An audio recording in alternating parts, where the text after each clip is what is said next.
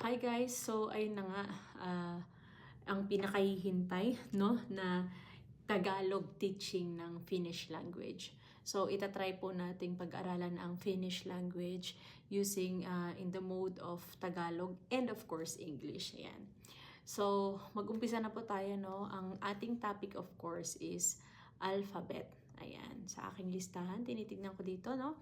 So mostly ang mga letters ng Finnish language is halos pareho lang sa atin. As in, halos magkakapareho lang. Meron lang ibang letters na iba yung pronunciation nila, and maliban doon is merong mga additional letters. So, umpisa na natin. For example, yung letters A, E, Ko, Am, An, and O. Ito yung very basic lang siya, no? Halos pareho siya ng letters natin. Kung paano natin bigkasin sa Tagalog, ganun din natin siyang bibigkasin in Finnish. Pero mag-e-emphasize tayo ngayon sa mga special characters or yung mga special letters.